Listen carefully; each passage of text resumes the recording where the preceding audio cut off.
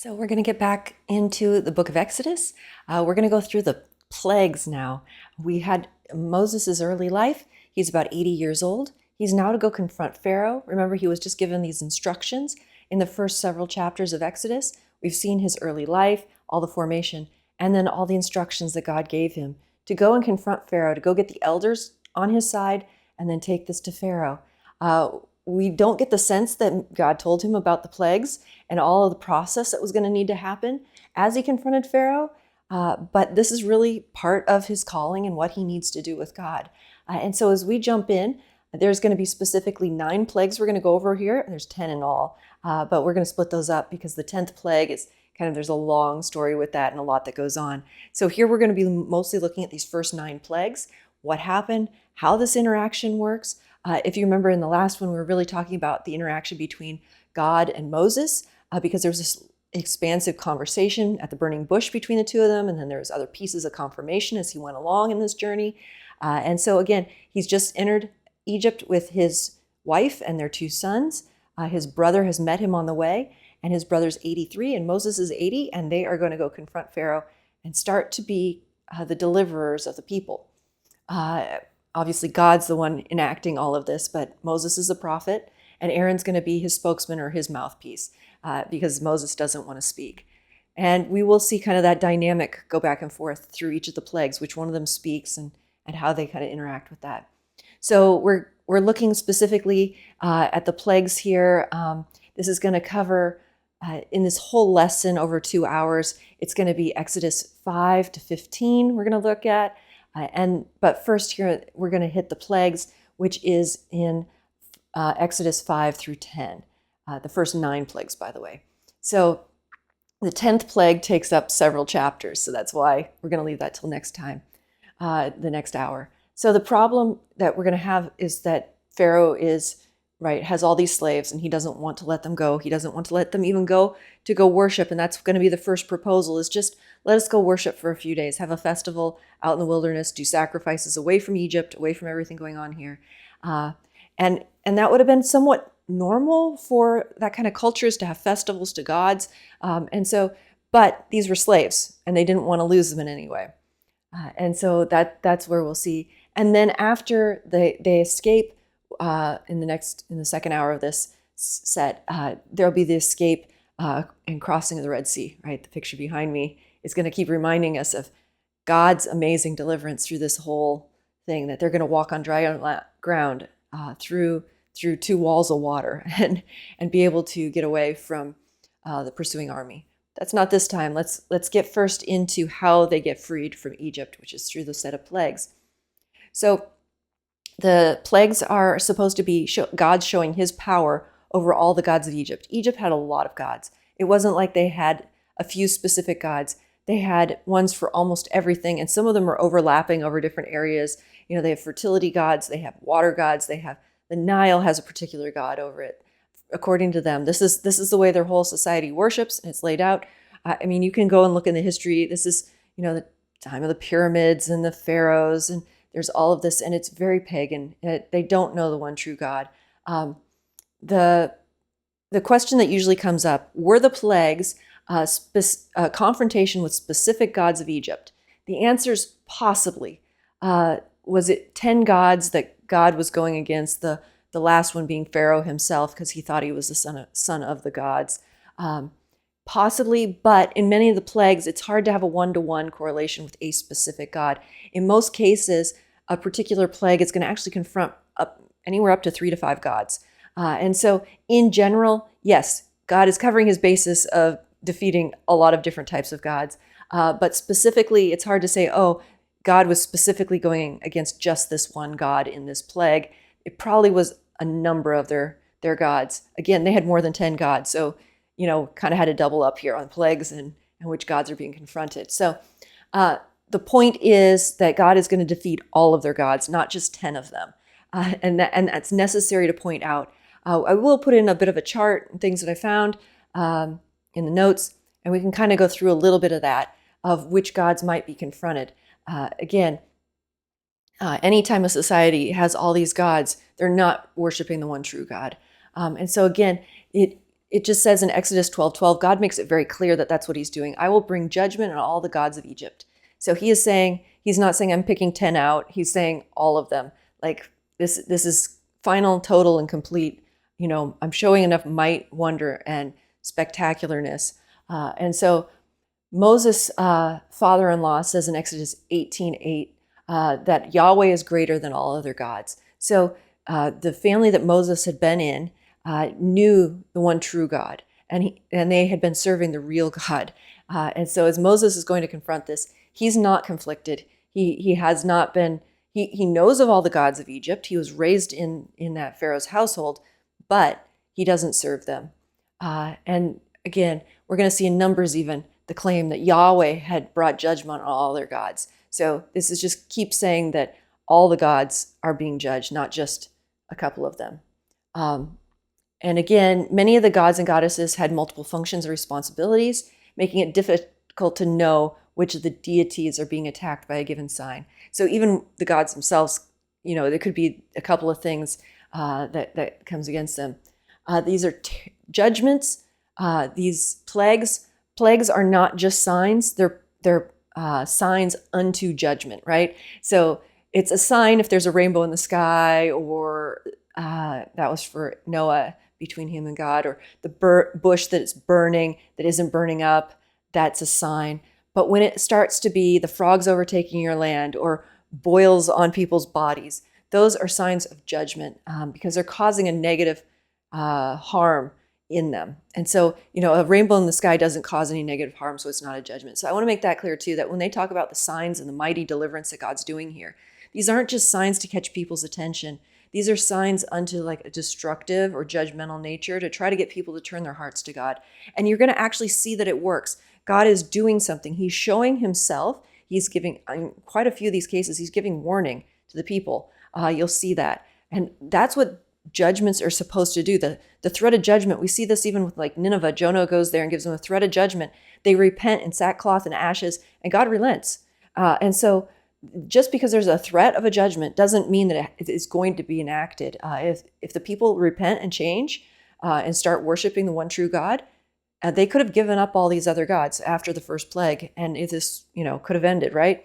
And so again, there is this sense of judgment, but judgment is supposed to bring people closer to God. It's supposed to show who he is, and we see this. So the Hebrews, they come closer to God, right? They by the time Passover comes, they're all putting the Passover blood over their houses. They know they're not messing around with God and that he's doing this. They haven't hardened their hearts. Then we see some of the Egyptians actually come out with the Israelite people. So they're not hardening their hearts either. They actually see these signs and understand that. It's Pharaoh and some of his leaders and a lot of the other Egyptians that do harden their hearts and don't follow God through these judgments. So the judgments are actually separating out whose heart is hard and whose isn't in that sense too. And so again, this is kind of the human choice is being displayed here. These judgments make God faithful to his word. God could have judged Egypt in one act. He says as much. I could have just wiped you out. So why 10 plagues? This is a public display of God's greatness, and that this greatness is going to spread through all the region up into the promised land. It's going to make the people in the promised land fearful of the Israelites as well. So this is God displaying who he is to pretty much that part of the world at that time. And again, the plagues also give time for people to sort themselves out. It allows them to decide if the Egyptians, a few of them are going to defect and go with the Israelites. And so they can kind of figure out where they want to land on this with God. And then we're going to have this other issue that's going to come up. We're going to see that Pharaoh's going to harden his heart. It's a stubbornness and rebellion is what that means, to have a hard heart. It's the opposite of humility, faith, or a circumcised heart, obedience, so forth. So having a hard heart is not a good place to be. And Pharaoh is hardening his heart. The first 5 plagues, we'll see that Pharaoh hardens his heart against God. And then we'll see after that God starts to harden Pharaoh's heart even more. And it's not that God is doing this to someone. They're doing it to themselves. And they're kind of agreeing in God's just kind of agreeing with them on this hardening of heart. We'll see quite a number of Pharaoh's people also harden their heart around him, a lot of his leaders and people. So that's just something to keep as we're going through this. You'll see that that's being over and over in this chapter. These chapters, it's about the hardening of Pharaoh's heart. I mean, that phrase is pretty much there in every single part. It's almost like a refrain at the end of each plague. So again, like I said, if you have the notes, there's 10 particular plagues. We're going to go through each of these, but then I gave kind of the Egyptian gods that might be one of the ones that that they were going against. So like when the Nile turns to blood in the first plague, there's Apis, a bull god. There's a god of a Nile. There's Isis, the goddess of the Nile. There's Kum, a ram god, a guardian of the Nile, and others. So there are a number of gods, and I think I put another 4 or 5 in when we get to that plague. So there'd be like a total of 4 or 5 of them. And then when we hit like the frogs plague, there's Heget, goddess of birth with a frog head. That's a little more specific maybe to the frog plague. The gnats, Set, god of the desert storms. Again, we have another desert storm of darkness later on in plague 9 and 8, 2, or 7 with the hail. So that god could have been contended against in several of the plagues. The flies could be like the sun god, or possibly one of the gods was like a fly. So again, we see that there's multiple different names. I don't want to get studying other gods of that time. Just understand that almost anything that they had, the sun, fertility, the Nile, their crops, they had gods and multiple gods and a whole system of false religion over this, and all of these idols and things that they were generally considering. So again, not really something we want to deep dive into because it's not necessary. As if the Bible has it, it's really necessary, and if it's not in there, it might be interesting. The whole point is, the statement the Bible makes is God defeats all the gods. So again, we don't need to know specifically, but there you have a little bit of a chart if you do want to look at that. The plagues are arranged climatically in 3 sets. Then plague 10 comes. So there's kind of like 3 sets of plagues that are in threes. So we have 9 plagues in total. The first set is going to be about hardening of Pharaoh's heart.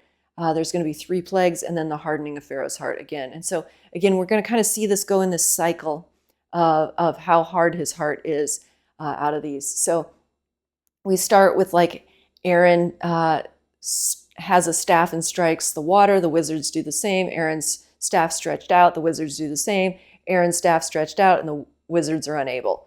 So that's going to be the first 3. It's really this like play between Aaron and the wizards. What is miracle versus magic, right? We talk about this other times, that the difference between a miracle is that God does it, and magic is that a demon's doing it, or even human illusion. It can be either way on magic. They said some of these, possibly these wizards were, or at the time they're religious leaders, and so these first 3 show God's power superior to that of the wizards, right? That Aaron's staff eats the other ones, and so there's some things that happen here.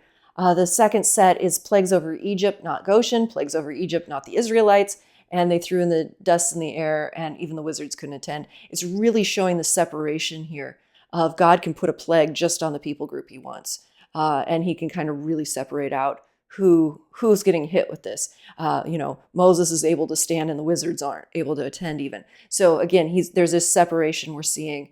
Moses stretches staff to the sky. In the last set of 3, Moses stretches his staff over the land, and Moses stretches his hand to the sky. And so we see that last set, Moses is very involved. At first we have Aaron and the staff, and by the last 3, it's really Moses.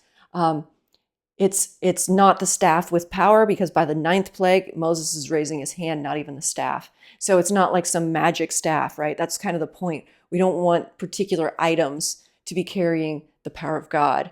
That's not really how it works. Now, it was a symbol of God's power, and that is a thing. And I do know, we can get into like Paul had handkerchiefs that had the blessing of God on them, those kinds of things, and they saw people get healed. So that's one thing, but the staff itself was not causing the plagues. I just want to make sure that's clear too.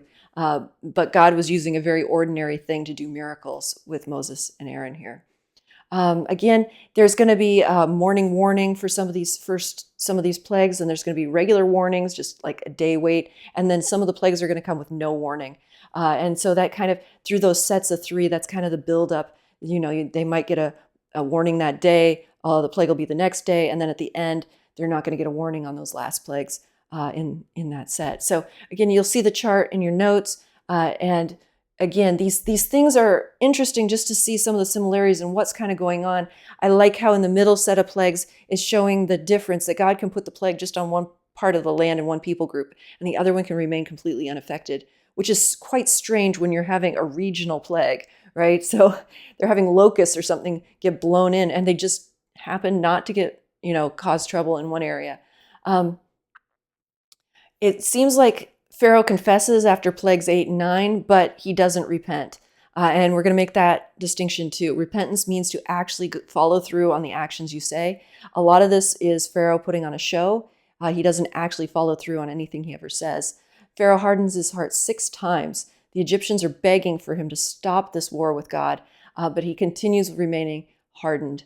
This is a strong point in the narrative. We don't understand it, but God is also hardening Pharaoh's heart. He has the power and every right to do this.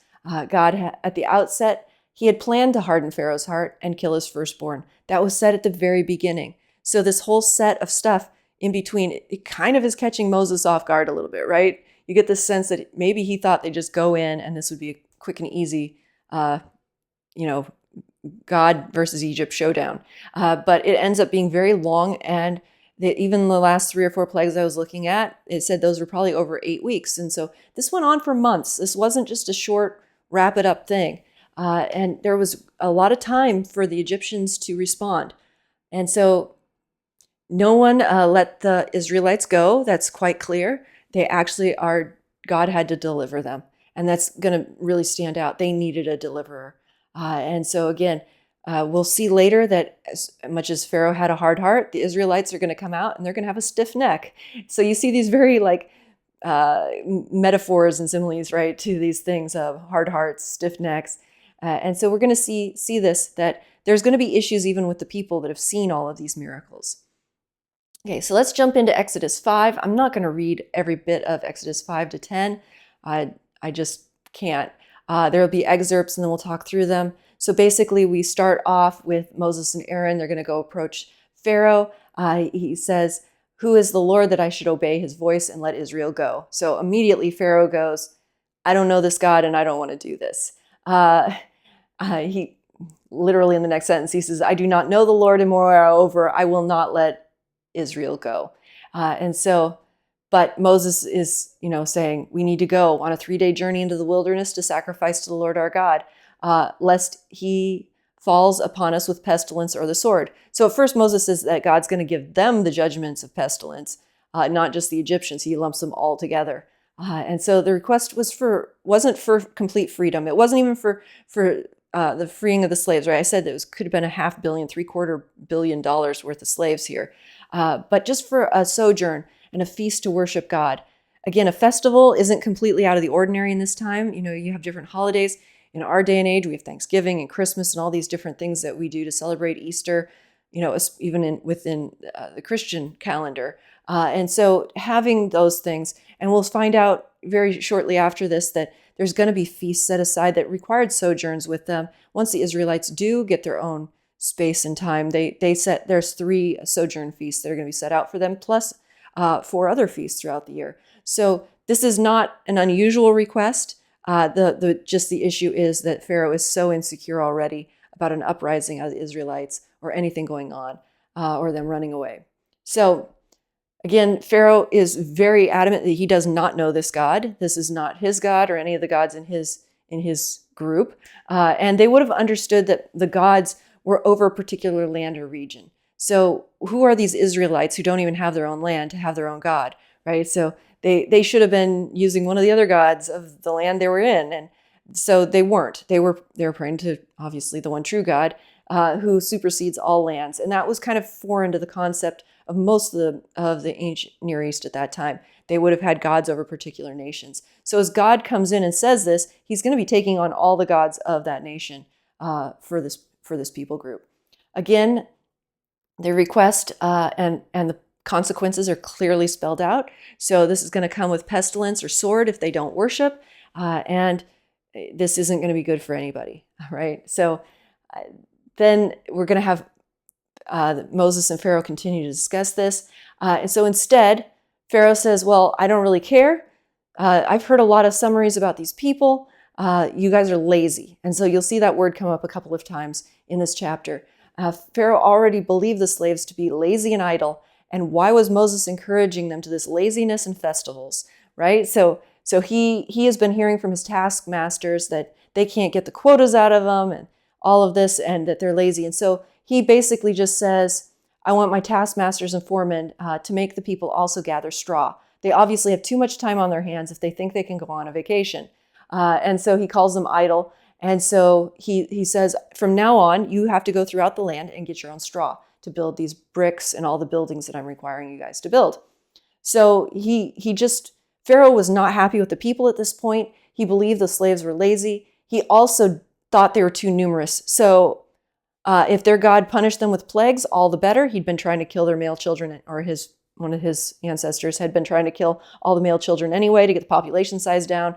So this people group does not need further blessing. They do not need to go serve and worship a God that's going to bless them. They just need to be under harsh conditions.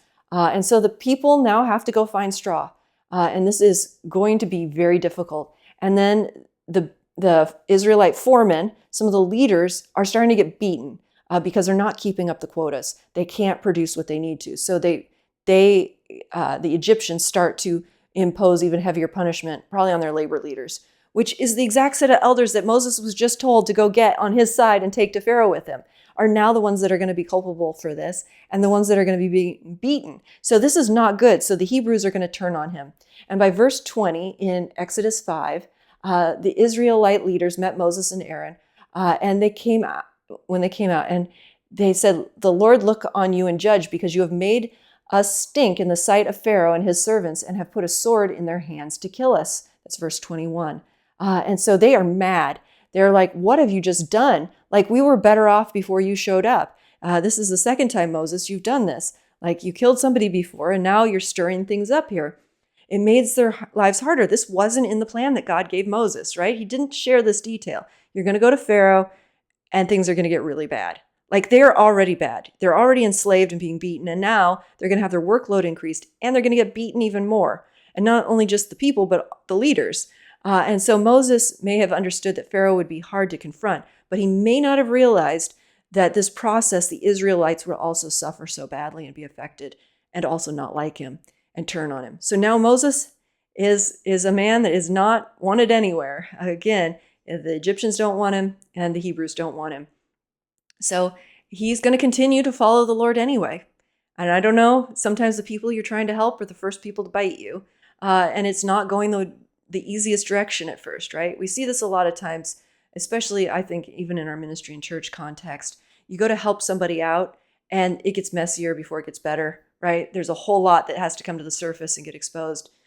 Things that kind of, the problem's far deeper than anyone knew. And I think that's what they're finding out with Pharaoh. The bondage is far deeper than they know. The control over them is far deeper than they know. And so they can't live at this like stasis of peace anymore. It's really bad. They can be controlled and they can be beaten at any time.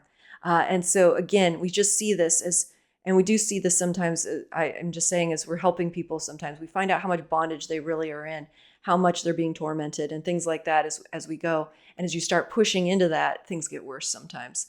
And so again, we see that there is a path out for deliverance and freedom, but they're going to have to walk through this whole thing together.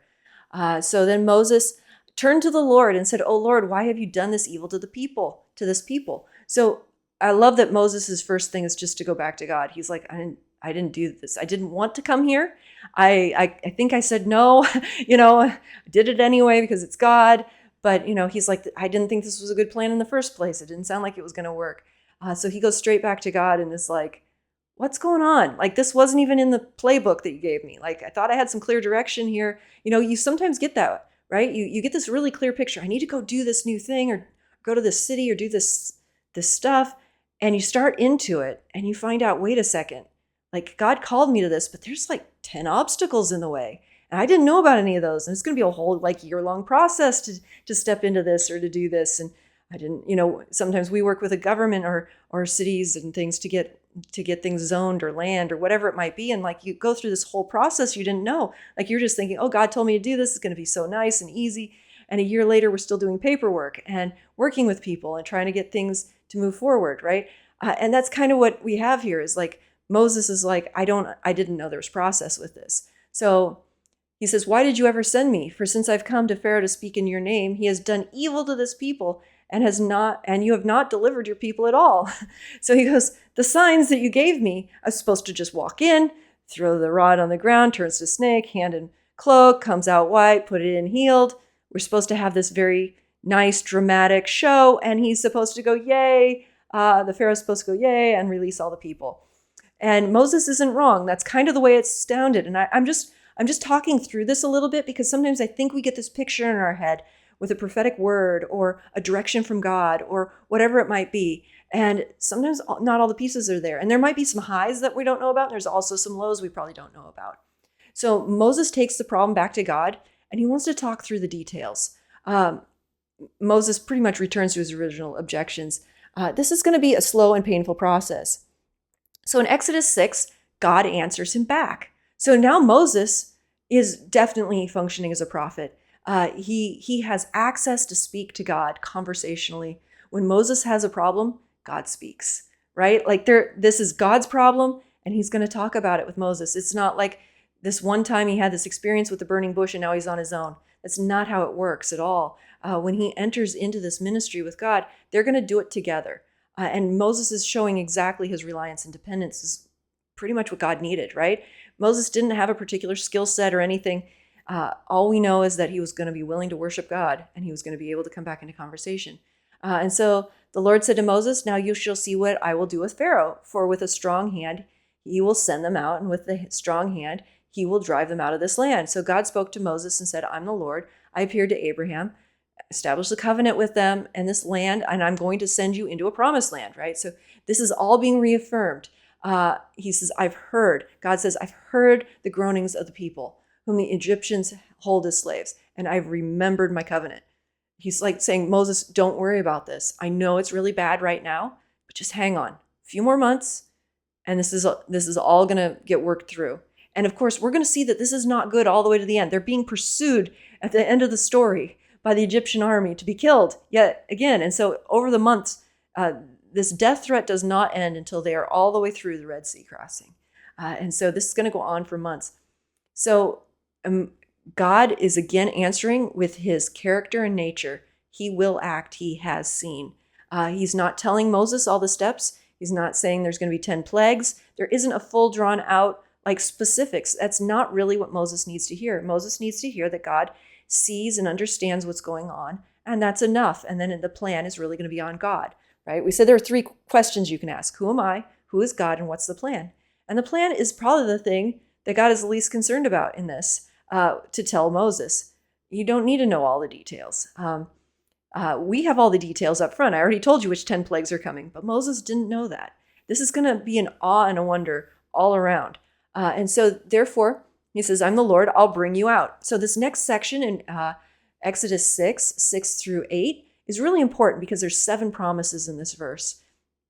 And they're the more general type of promises. It's not, I will bring you out, I will deliver you, I will redeem you, I will take you to be my people, I will be your God, I will bring you into the land, and I will give it to you. So, I mean, they're kind of in groups. There's 3 groups here of these promises. The first are about bringing out, delivering, and redeeming. So basically, God's giving himself, his name to these people.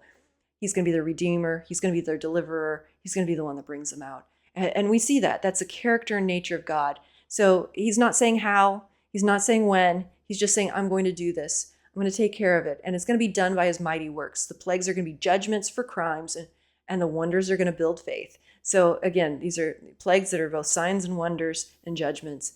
And then the next set is, I'm going to take you to be my people, and I'm going to be your God. This is a covenant statement.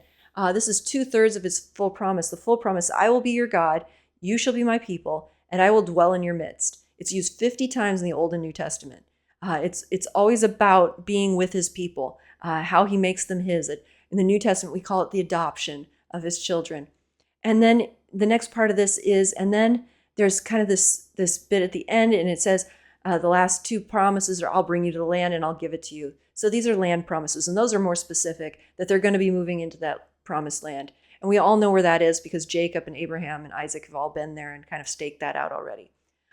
And both ends of these verses 6-8 start with, I am the Lord. And that's kind of his signature on a covenant section. If you did the Genesis study, you know that whenever God starts with, I am the Lord, and then continues, it's going to come with a covenant promise with it. And so God is basically saying, this is as good as done. I know it's vague. I'm going to redeem you. I'm going to deliver you, but it's going to happen. Just give it some time. And, over the next few months or year, this is what's going to unfold. And so Moses spoke directly to the people.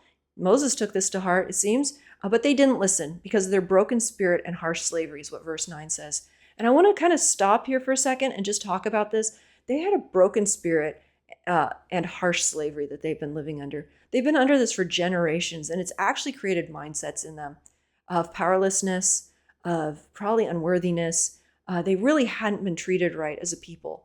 They had been outsiders and outcasts that never could do anything. They'd be beaten. There was just no point in trying to get ahead in life, I think is the way we put it, right? When life has been so against you and society, or you're so marginalized or oppressed, and it actually broke their spirits. They were discouraged. They didn't have anything in them that could fight. Moses was kind of an outsider. He'd been raised in the palace. He'd been away, and he gets to come back in without this set of minds, without this mindset that they have. And so again, without God intervening, there's times when people need other people or God to come and help them get free because of the brokenness. This isn't all the time. A lot of times people actually need to start exercising their will and bring something to this. And to get their freedom, they need to start taking active steps. But sometimes it also takes people coming around them and helping them in those processes. So again, Moses could not even convince one side of the debate to join him. He couldn't get anyone to go with him. So he is a man that's alone, and he's going to confront Pharaoh alone for a little bit here. Nobody wanted him to even advocate for them. His advocating has been failing. And, really, this is the deep sense of failure that Moses already had about his life. So there's not a lot here going on with the people that would cause this to happen without God interjecting and telling Moses he has to do this. And again, we're going to see that the people, it takes them 40 years in the wilderness. They really just continue with this broken spirit and this slave mentality. It doesn't just drop off overnight when they leave. They need some serious time with God and some real changes to their whole society to start to function differently. To even get new priorities and things like that. So again, the Lord says, Moses, I need you to go talk to Pharaoh. And Moses goes, how am I going to talk to Pharaoh? I have uncircumcised lips. But the Lord spoke to Moses and Aaron and gave them a charge about the people of Israel and about Pharaoh to bring the people out of Israel. So Moses is again saying, look, I have these uncircumcised lips. Anything I say, nobody listens to me. And God's once again is charging him, this is your role here. I need you to go do this. He was definitely not a convincing speaker. And he says, God, look, I told you I'm not a convincing speaker, and this is what happens. And so God does not directly address Moses' inadequacies or self-evaluation. God just tells him to continue. So sometimes, and God's kind of saying, it's not the point. I don't need you to be the most eloquent debater, one that wins arguments or convinces people of things. I just need you to be persistent and faithful. And so again, Moses is going to have to continue where the people aren't right now. Then we see there's kind of this Exodus piece that kind of just gets dropped in here. And this is in Exodus 6:14-30. There's some genealogies of the tribe. The focus is really on the tribe of Levi. The tribe of Levi is important because both Moses and Aaron are part of it. So it's kind of shining a light on them and who they are within the tribe of Levi. They're from the Kohath. Levi's son Kohath. He's the second son of Levi. They're from the first son of that son. So and Moses is the second child. So in this genealogy, you kind of get the sense that there's no rhyme or reason why Moses and Aaron were chosen. They're not like the head of the tribe. They're not the firstborns down the lineage or something like that. We find over and over that even Moses is being chosen by grace. We saw this with Jacob and Esau. And so again, it's just kind of setting out why the tribe of Levi. If you remember, Levi was a third-born son. Kohath is his second son. There's nothing significant. So again, but Levi was the one who had received a curse from Jacob, that he was going to be scattered through the land. Levi and Simeon are the ones in Genesis that caused great harm to the family by killing an entire village of people. They were avenging their sister's rape, and Jacob was really angry with them, and he really never got over it. And so when it came to the time for their blessings of the 12 tribes, on both Levi and Simeon, he gave them pretty much the same curse, that they were going to be scattered throughout the tribes and not have any particular piece of land that was their own. Simeon's tribe, that actually is what happened.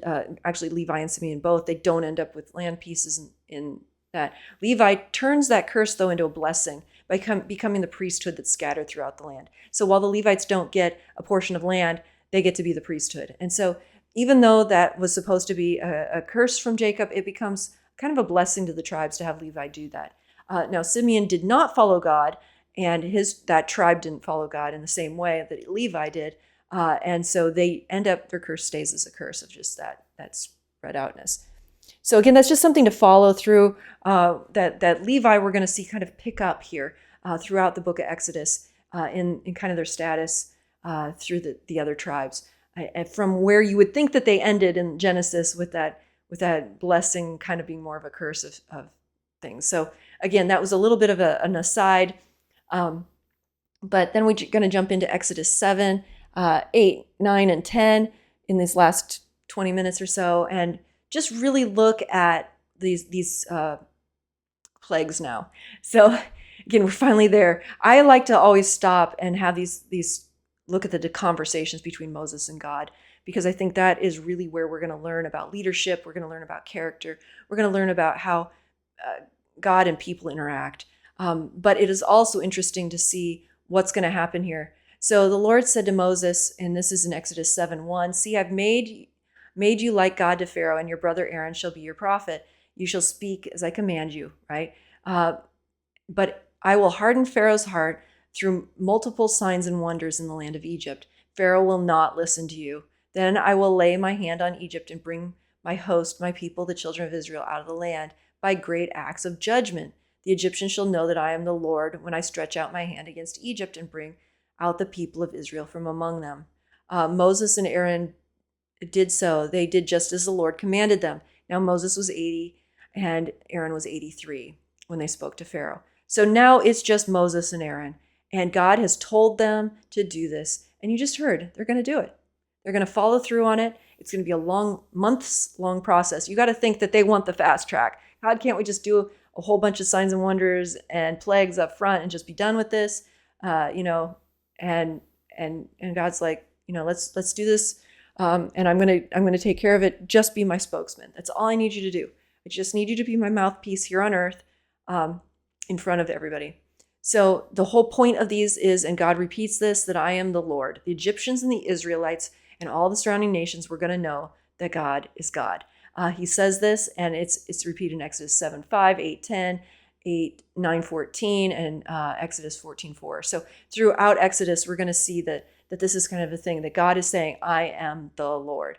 And some Egyptians, like I said, are going to respond to this and follow him. And again, Pharaoh's not. And he's saying this up front. God's telling them the end of the story at the beginning. They should have full confidence in God at this point. There's nothing about them getting killed personally. And so God's going to protect them and handle this. It's just going to take a lot of process. And again, Moses at the end of this is going to have to lead the whole nation. So this process is probably helping him see God work as well. We just see that the Lord then said to Moses and Aaron, when Pharaoh says, "Do you prove yourself by working a miracle? Then you shall say to Aaron, take your staff and cast it down before Pharaoh that it may become a serpent." Okay, so Moses and Aaron went to Pharaoh and did just what the Lord commanded. Aaron cast down the staff and it became a serpent. Then the Pharaoh summoned the wise men and sorcerers and the magicians, and they did the same. For each man cast down a staff, and they became a serpent. But Aaron's staff swallowed up their staffs. But Pharaoh's heart was still hard. Okay, so this was a sign before any of the plagues start. They kind of have this showdown. They're doing a miracle. We're calling it a miracle when he throws a staff down because it's God doing it. The magicians are doing magic. It's through demonic power. And they're replicating this. And that's a very real thing, is that the forces of evil can do some very real things. Again, here, Aaron's using the staff. It says Aaron's staff, but I was looking at the commentaries and it said, no, it really is just the same staff. Moses and Aaron kind of pass it back and forth. It's really the staff that they're using one staff, depending on who has it at the time. The other thing that was interesting here is that when they throw down the staff this time, in the earlier verse, it used a different word, Nahash, in Hebrew, and it meant snake. And so when Moses was shown this sign, he threw down his staff, and it said, the commentary was explaining that it said snake. But here the word tannin is used when he throws down and what it becomes, which can mean a serpent, a dragon, or a crocodile even. And so again, a serpent being a snake, but it obviously is some sort of reptilian animal that probably had more to do with Egypt and is kind of being identified here as kind of one of their gods or things. So this was really kind of blatantly God showing that he could do this. A tannin in this case was a symbol of Egypt. The magicians can do the same, and there's even extra biblical text in the Westcar Papyrus of magicians changing wax crocodiles into live ones and back again by grabbing their tails. So this is kind of known also outside of the Bible. It's not just written in the Bible, but there's other texts about this kind of thing happening with the sorcerers and magicians. Aaron's staff swallows them, but even as that happens, God's showing he's still greater than this, even though they're kind of trying to do the same magic miracle thing. Pharaoh still hardens his heart, doesn't take it seriously. And now we step into the plagues. So there's been a real sign here that they've decided not to listen to. And the first one is going to be turning the water to blood. And so we see here that Pharaoh has a hardened heart. He won't let the people go. They meet the Pharaoh down at the morning near the Nile. We're not quite sure why he's there, but that's where he is. And so again, he says, Moses, or Aaron probably is speaking at this point, the Lord is going to turn this water into blood with the staff that is in my hand. I'm going to strike it in the Nile, and it's all going to turn to blood. And like I said earlier, the turning the Nile to blood was kind of a big sign because they had already sacrificed all those babies to the Nile. And the Pharaoh did not have clean hands for that, right? He had been the one that had done that. And so this happens. And it's not just the River Nile, it's a lot of the other tributaries of the Nile, their ponds, the pools of water, they all become blood throughout the land of Egypt. And that means red. And so, again, it doesn't necessarily mean that they become like human blood or animal blood, but they become red like blood would be kind of more the reading in general. That's kind of consensus. But it was really bad because it killed all the fish. And again, there were, so then the Egyptians, the magicians, go out and gather up as much clean water as they can. And the magicians of Egypt did the same by their secret arts. So Pharaoh's heart remained hard. He's like, my guys can do this too. And he didn't take it to heart. And so the people had to dig around the Nile and get down into the water table to even get drinking water. And so this went on for 7 days that the Nile was like this. There's a couple of phenomenons I was looking up in a commentary and some resources that could have done this. One is natural phenomenons could cause water to be red. So God can always use nature things, right? We're going to see him blow in locusts. He doesn't just make locusts out of nothing for this. He actually just brings them from somewhere else. They hatched somewhere else and then blew in. So again, it's still a judgment and it's still a miracle because it's not normal. But here, the water could have been turning red to mud in a snowmelt season in the high of summer. That's very possible. It's more likely, though, that this was a red algae bloom, which would have been the reason why it kills all the fish. And again, no one knows where the magicians found any fresh water but to change to blood so they could show that they could do this too, but they obviously did. And this was prolonged. It went on for 7 days. And there's some chance that this first plague could have been like a precursor in a natural way to some of the other plagues.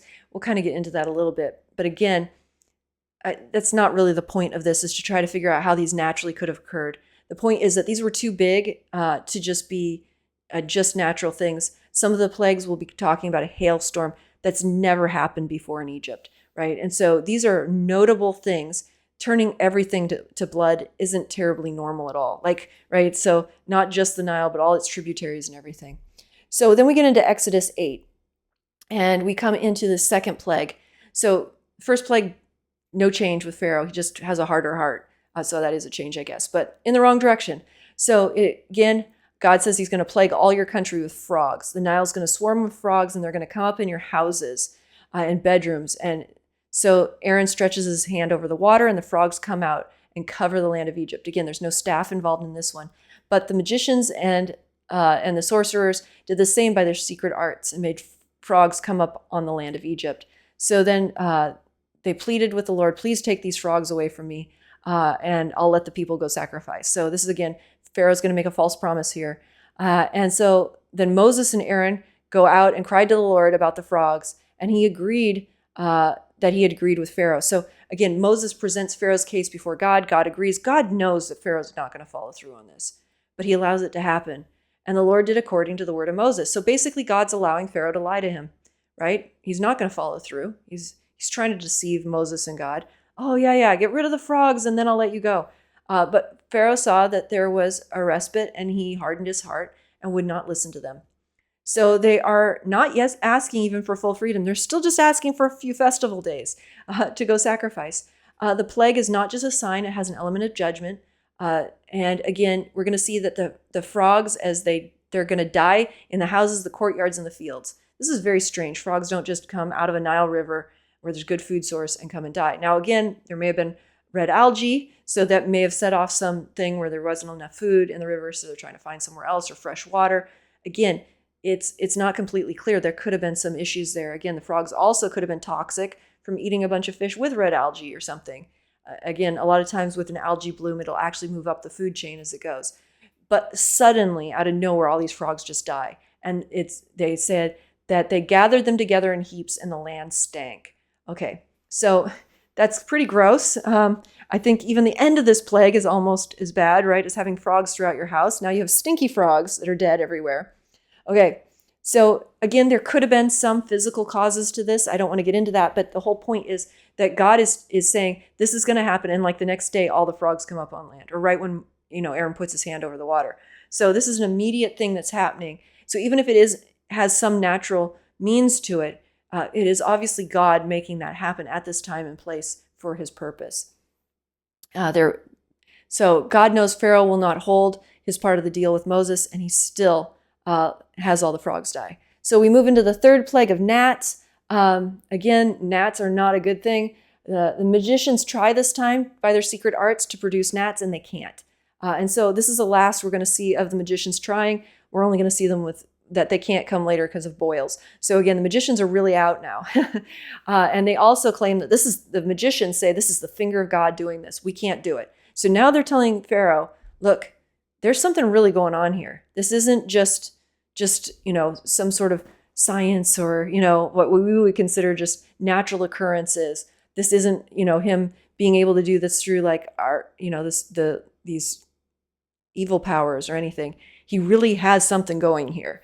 And so again, this idea of gnats, I just looked up, it can be translated lice, gnats, or mosquitoes. Again, this is ancient Hebrew. So it's very difficult sometimes for commentators and translators to know exactly what's being talked about, especially when you get to animal types.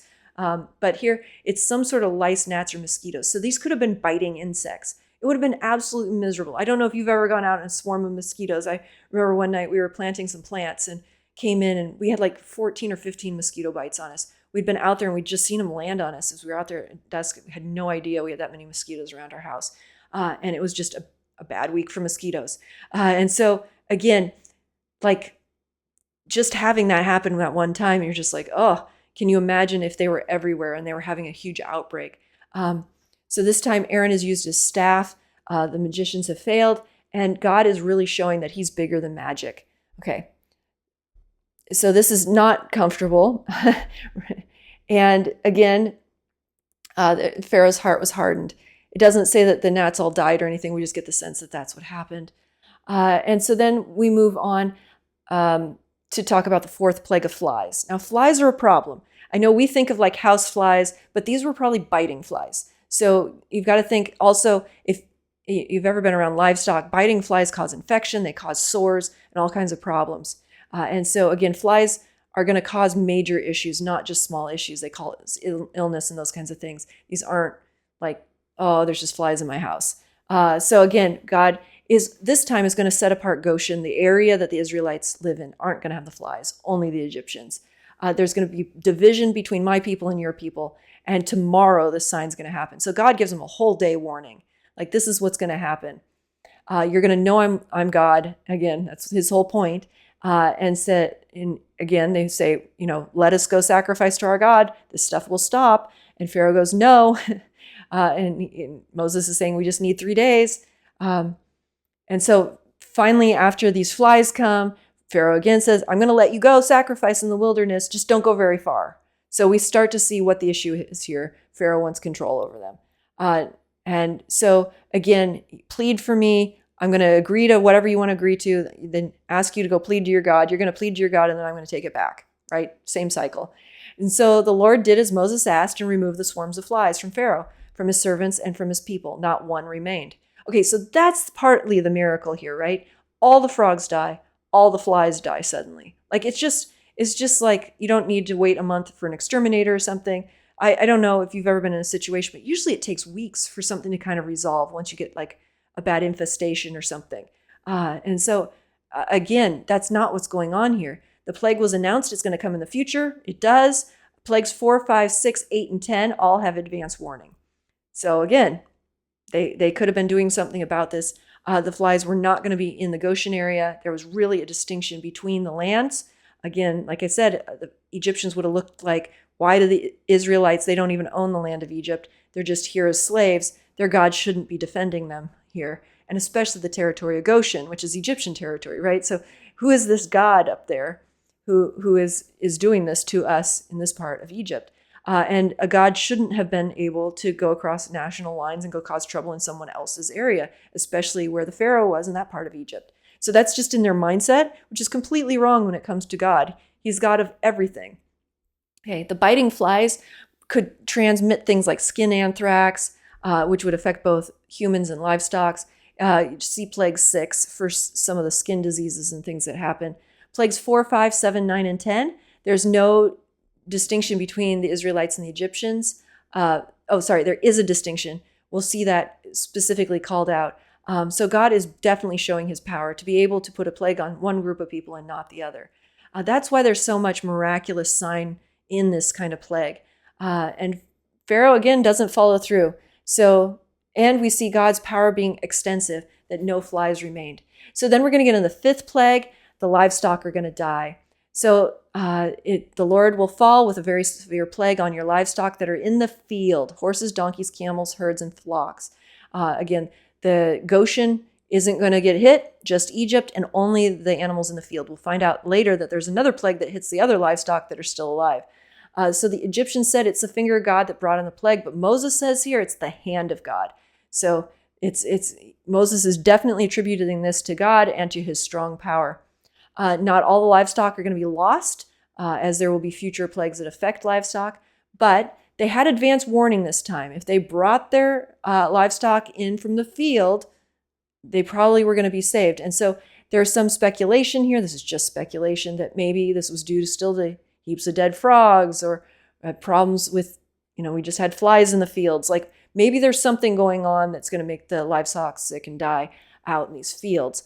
And so as long as the livestock are probably indoors or in one of their barns, which this time of year they would have had plenty of housing for their stock. It said in this time and place, they actually had to have barns and things because they had wet seasons and things like that, or flood seasons. And so again, this probably overcame and challenged a number of gods. I wrote down like a list of 5 gods here: Apis, Ra, Hathor, Anubis, and Mentu. Like, there was a number of livestock gods that would have been challenged by this. So then we move into the 6th plague, and it's boils. I'm kind of going through these quickly because they're plagues. And again, they're going to take some soot from the kiln and throw it in the air in the sight of Pharaoh, and the dust is going to go over the land, and then sores are going to break out on the Egyptians and the beasts of Egypt. So this is going to be pretty widespread. And to take here what this is, the soot is coming from the brick kilns. The soot is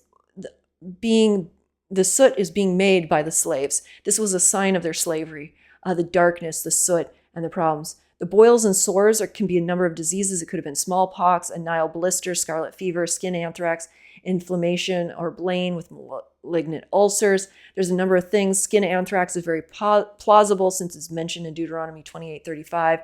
and it's the lower extremities get affected. And it's even possible that some of the sores look black as coal. And so there may have been some like mix here of why they, God had them throw the coal in the air.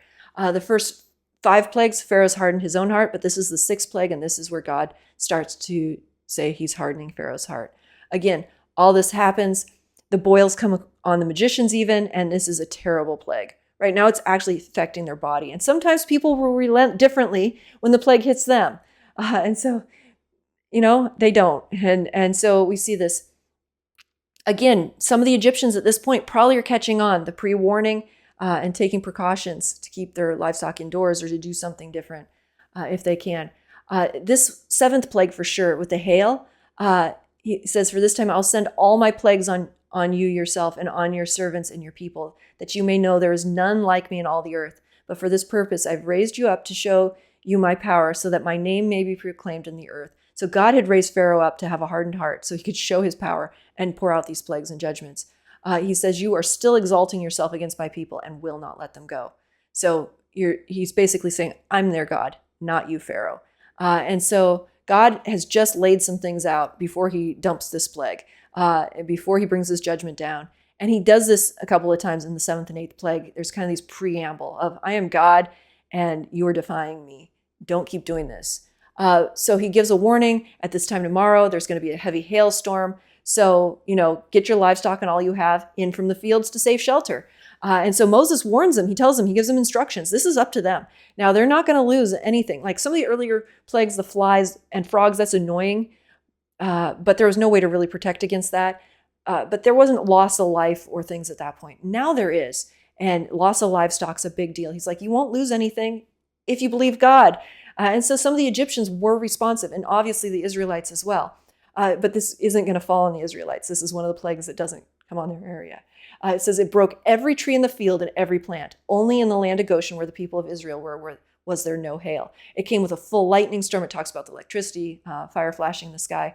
And the flax and the barley are hurt. Now, a hailstorm, if you've done any kind of agriculture or farming, you know that a hailstorm right before harvest is massively destructive. Anything that's in the field will lose all its crop. And so this is probably mid-February when flax and barley were about to be harvested. And like I said, some of those earlier plagues of a red tide or those kinds of things at the beginning of this, probably the guess would be July or August. So this is now possibly 6 months later that we're at this. The wheat and the spelt are not going to come to harvest until the end of March, and they're not hurt by this plague. So they've planted out all their crops of 2 types, and those are going to get devastated. These other 2 crops that are further behind in their growth aren't going to get hit, aren't going to be affected by the hail at this point.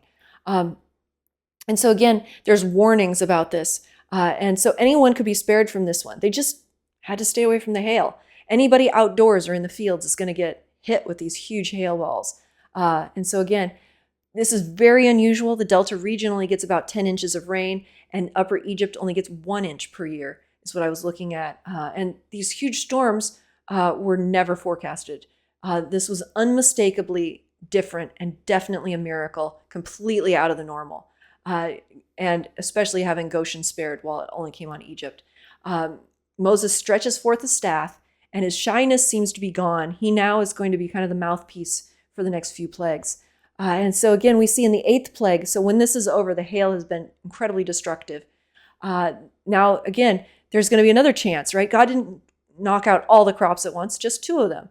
There's going to be other things that happen. So the locusts are going to come, blow in now. There's going to be a wind that blows them in. These locusts could have been blown to the north to Promised Land or anywhere else, but they get blown in here. Obviously on God's timing, because he gives a warning. And it's not just a Pharaoh that hardens his heart, but all his officials. God calls out what's going on here, that there's been no humbling. It's just all been a show.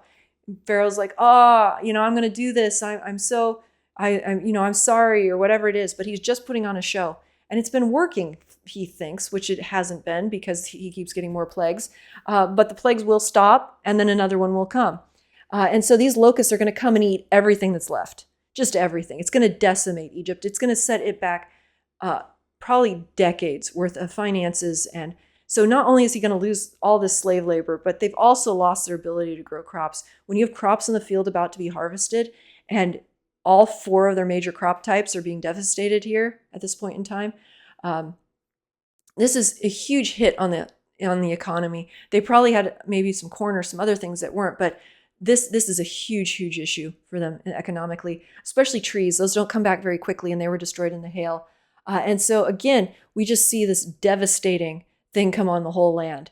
And so Exodus 10, 7 to 11, we're just going to see that Pharaoh's saying he's going to let them go again. They kind of get in a discussion now about the young and old, the male and female in the herds.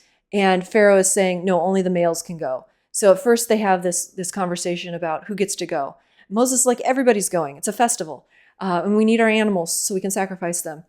And we see that anytime there's any push at all, other than just a few of the males, or the males only, no livestock, no women, like this, Pharaoh's never really serious about any of this. So again, we come into, we're in the plague of locusts. And so Moses stretches out his hand over the land. Again, it's just Moses, his hand, no staff, no Aaron this time. The locusts are brought with a directional wind.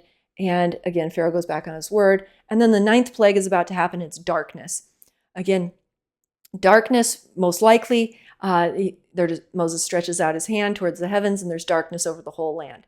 This is probably a dust storm. That would be annually in March. There's 50 days of wind, it's called, and usually 2 or 3 days are incredible wind, and they bring dust storms. In this case, it was probably a horrible dust storm. The locusts had just come through and eaten everything.